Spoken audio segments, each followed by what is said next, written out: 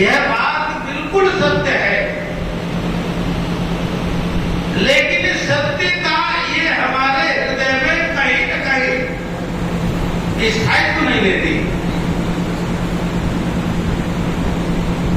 वैसे मैं बात कह दूं थोड़ी पहले उससे,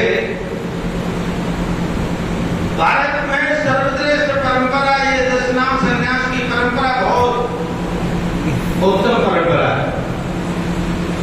हम सब इसमें हैं तो हम बड़े सौभाग्यशाली हैं। परमपिता परमेश्वर ने हम पर बहुत कृपा की है।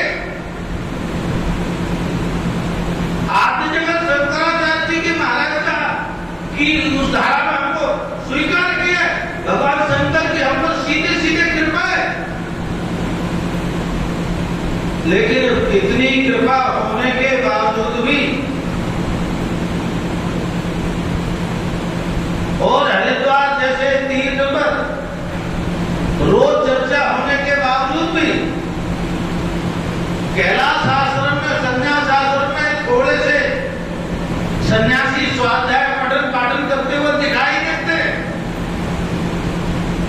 जबकि ये आज बड़ी मात्रा में अभाव हो रहा है। और आप सब वास्तव में भगवान की कृपा के पात्र है। ऐसी विषम परिस्थिति में आप स्वाध्याय की चर्चा करते, चिंतन करते, मनन करते, संन्यास्त जीवन का आचरण करने का प्रयास करते, लेकिन आज इसका बहुत बड़ा अभाव दिख रहा है।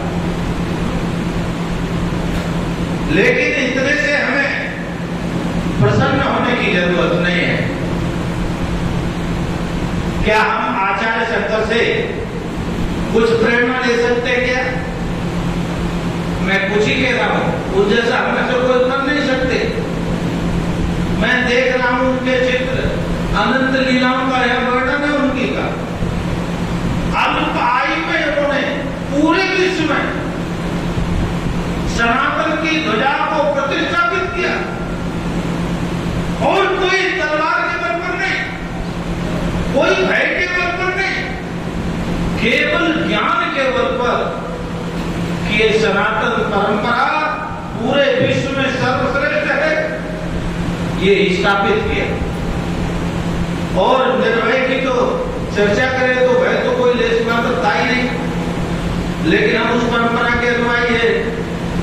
क्या हम वास्तव में रजत जयंती के अवसर पर हम संकल्प ले सकते हैं कि हम पूरे विश्व को नहीं, अगले साल तक कुछ तो जगाएंगे?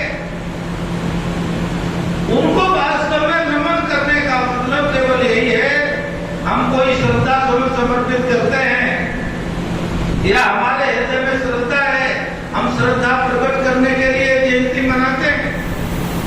तो ये जयंती का औचित्य या निर्माण दिवस का औचित्य, क्या हम उस परंपरा में से कुछ 2 कदम 4 कदम चलने का प्रयास करेंगे क्या?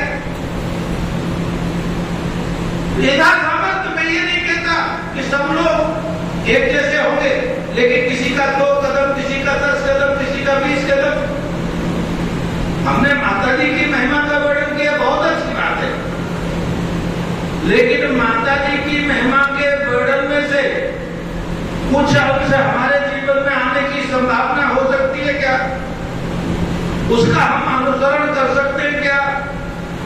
और नहीं तो भाई, हमने एक बात सुनी थी, हमें वह बात सुनकर के डर सा भी लगता है।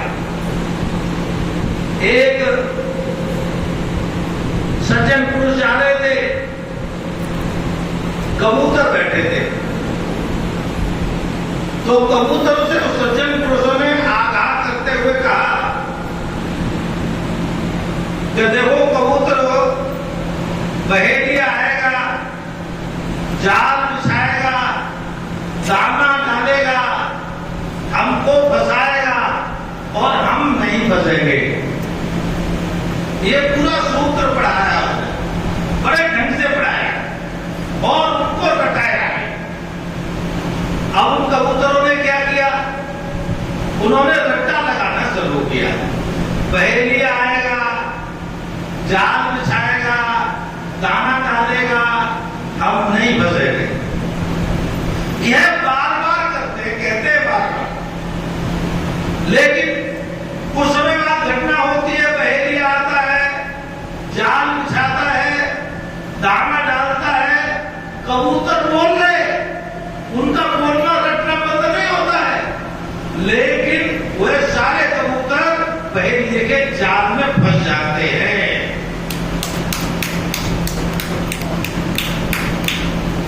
मैं ये बात सुनकर के अपने मन को बड़ा कष्ट महसूस करता हूं।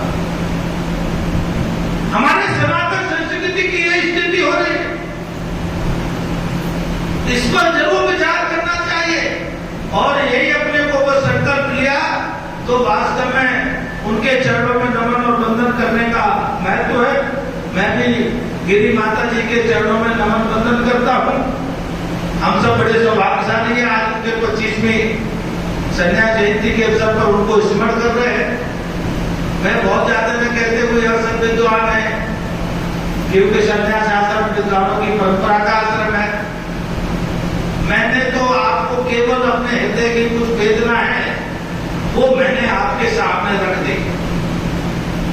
विद्वान तो आप में से जाने कितने लोग मुझसे होंगे, और मैं केवल इतना ही समझता हूँ, सच्ची श्रद्धांजलि या सच्चा वंदन अभिनंदन यही है उनका कि हम अपने हृदय में कुछ क्या उनके विचार आचरण, उनका जीवन का कोई अंश ग्रहण कर सकते हैं। ओम शांति शांति शांति।